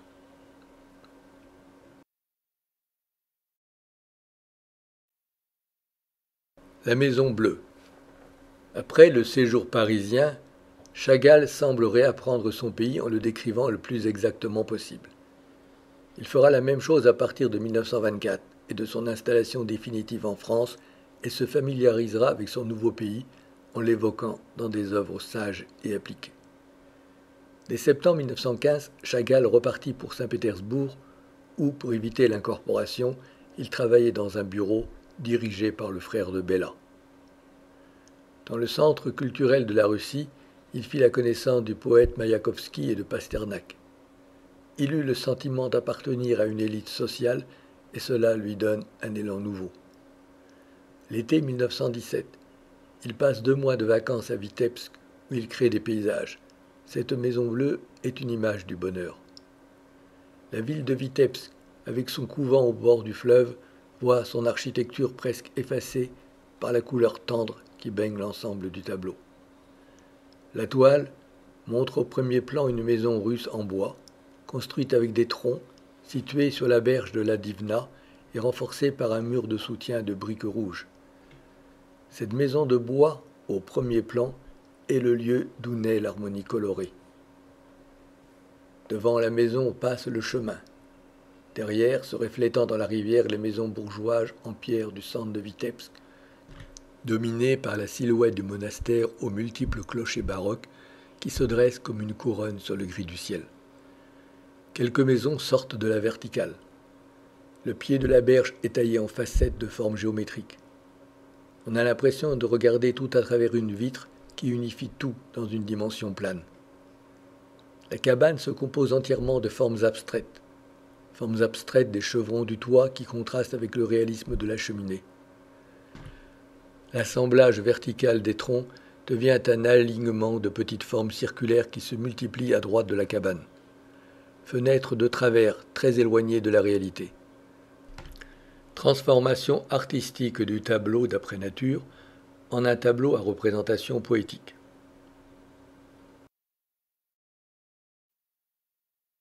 Composition à la chèvre. Peinte à l'huile sur carton, cette composition correspond à la période pendant laquelle Chagall travaillait au décor de théâtre. Un rectangle doré, souligné à sa base par une perspective suggérant l'épaisseur d'un panneau, laisse voir des pieds et une demi-chèvre. La chèvre, omniprésente dans la décoration pour le théâtre, apparaît chez Chagall comme un véritable animal fétiche. L'image s'estompe au profit d'une sensibilité purement picturale.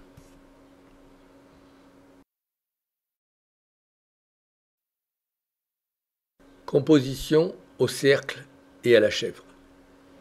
Chagall avait été nommé en septembre 1918 commissaire aux Beaux-Arts à Vitebsk.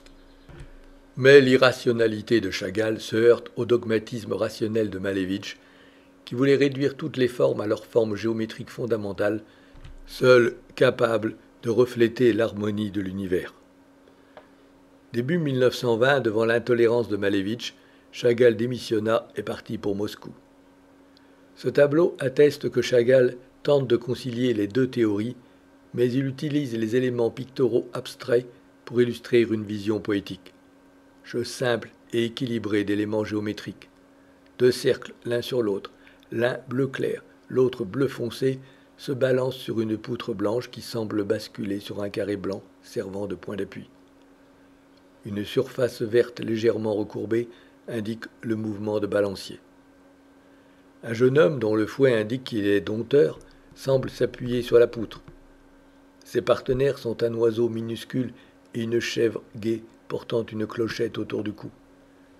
À cette époque, Chagall s'intéressait à la décoration théâtrale. Il voyait le théâtre comme un monde artificiel dénué de tout naturalisme. Chagall était fatigué du pathétique révolutionnaire et des querelles intolérantes des artistes au milieu de la misère générale. Il voulait revenir à la peinture dont la Mecque était pour lui Paris. Lunacharsky lui procura un passeport et en 1902, il partit pour Berlin puis pour Paris.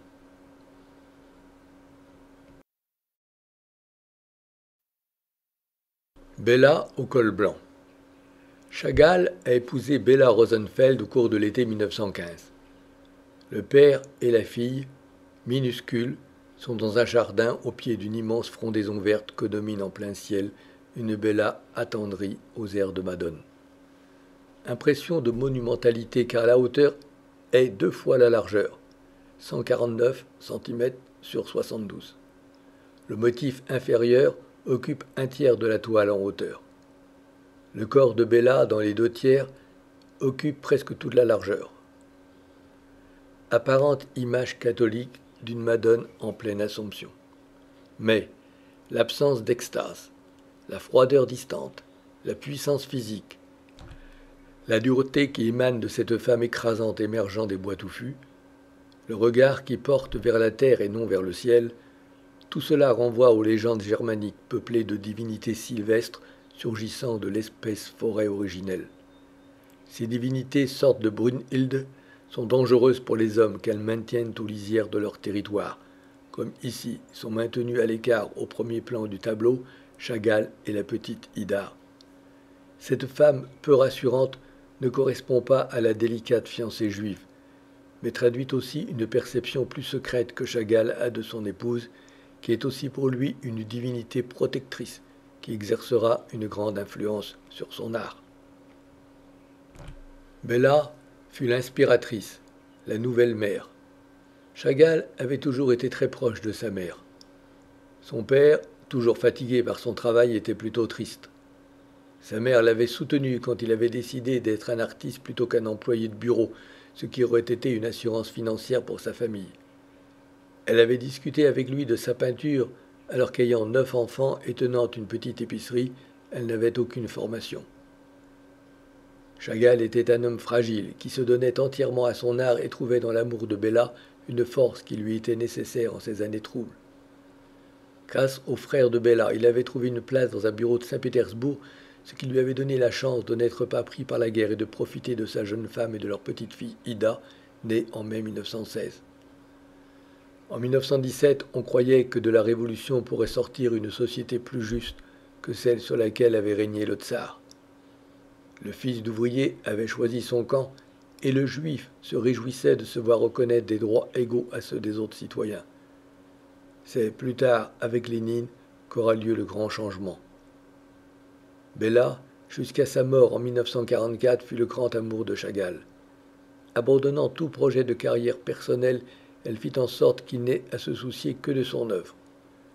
Après la Révolution d'octobre, elle freina son mari pour qu'il ne s'implique pas trop politiquement. Elle parvint à lui faire refuser la direction des Beaux-Arts au ministère de la Culture, mais il voulut se lancer dans une action culturelle de grande envergure à Vitebsk, ce qu'il regretta. Bella, au col blanc, par son gigantisme, par son aspect hiératique, est comme ces statues qui évoquent la liberté ou la République.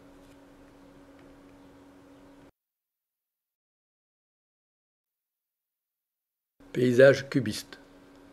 Ce tableau fait référence au démêlé de Chagall avec Malevich, alors qu'il était directeur de l'Académie des Beaux-Arts de Vitebsk.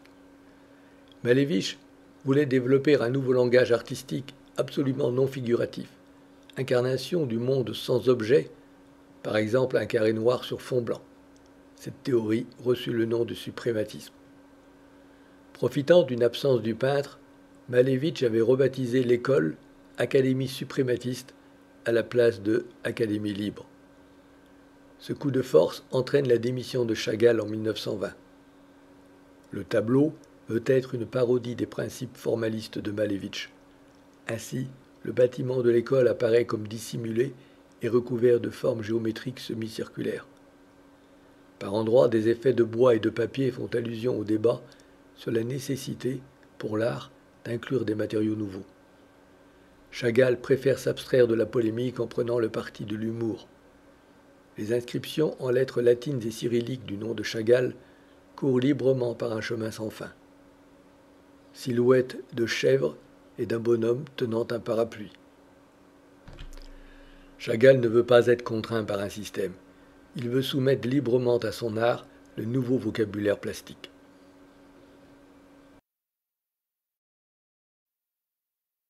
Hommage à Gogol.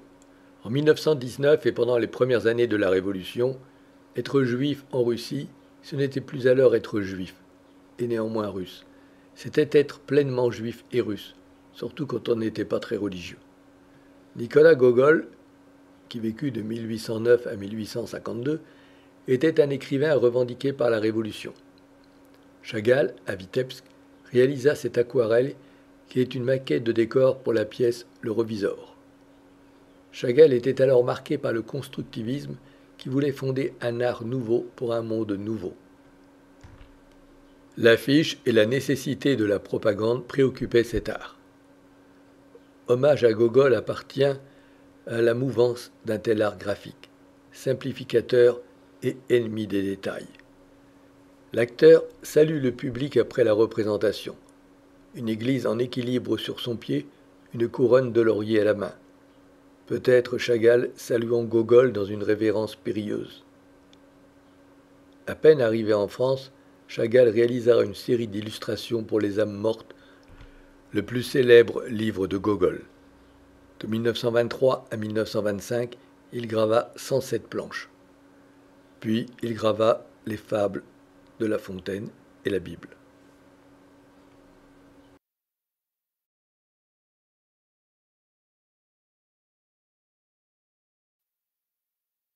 Introduction au théâtre d'art juif. En 1920, le directeur du théâtre juif, Kamerny de Moscou, commande à Chagall la décoration de la salle de spectacle. Le monde irréel du peintre, nourri de l'imaginaire hassidique, trouvait ainsi son lieu naturel d'exposition. Œuvre de 4 mètres sur 12, elle était destinée à couvrir une paroi entière, tandis que sur le mur opposé, 4 panneaux de 2 mètres de haut étaient dédiés aux 4 arts, la musique, la danse, le théâtre et la littérature. Les peintures de Chagall prolongeaient dans la salle le spectacle de la scène. À gauche, Chagall, palette à la main, est porté par son ami et critique d'art Effros, qui lui fit rencontrer Granovsky, le directeur du théâtre, qui est lui-même représenté devant un nain, tandis que l'acteur principal, Mikoels, apparaît en virevoltant. L'artiste montre sa palette pour signifier que tout ce qui se passe sur le tableau en est le produit. La composition est mue par un vaste mouvement. Fresque où tous les personnages se sont mis à vivre une vie collective. Sur les 12 mètres de longueur de la toile, Chagall développe une chorégraphie scandée par des formes géométriques abstraites qui reprennent le rythme de la danse hassidique traditionnelle. Cette œuvre exprime la renaissance de la culture juive qui s'est manifestée à l'occasion de la Révolution. Chagall n'a jamais eu la tête politique. Il s'est laissé porter par le grand mouvement populaire qui mit fin à la Russie tsariste. Il rêvait d'un grand art populaire et d'y jouer pleinement sa partie. Il déclina l'offre d'un poste officiel à Moscou, préférant monter à Vitebsk, une école d'art où enseigneraient les meilleurs peintres modernes. En novembre 1919, pour fêter l'anniversaire de la Révolution, il fit réaliser des dizaines de banderoles sur lesquelles il laissa libre cours à sa fantaisie imaginative. Mais les cadres du parti n'apprécièrent pas de voir voler des vaches vertes. Il fut évincé de l'école par le peintre Malevitch, plus révolutionnaire que lui. Les peintures démontées et roulées en 1937, en plein stalinisme, furent entreposées dans les réserves de la galerie Tretiakov. Chagall les revit et les signa en 1973 quand il revint pour la première fois en Union soviétique, mais elles ne furent présentées au public que dans les années 1990. Nous voyons aussi les panneaux consacrés à la musique. Panneaux consacrés à la danse. Panneaux consacrés au théâtre. Panneaux consacrés à la littérature. Théâtre d'art juif. L'amour en scène. Cette peinture était au fond de la salle de théâtre. Empruntant ses formes au suprématisme, elle signale la capacité de Chagall à se servir des systèmes formels qui naissaient alors en Russie. Ajouté en surimpression de cette composition abstraite, le dessin d'un couple indique l'impossibilité pour Chagall de renoncer à la figuration. Collage. Une des rares œuvres abstraites de Chagall. Le papier imprimé est un fragment d'un carton d'invitation à une exposition qui s'est tenue en 1921. La technique du collage est exceptionnelle chez Chagall. Il organise sa composition autour d'une oblique sombre tirée d'un papier marbré pour oliure. Inscrites dans le triangle d'un rabat d'enveloppe, les lettres hébraïques signifient « le grand sage ». Sensibilité intimiste, quasi tactile de chaque fragment.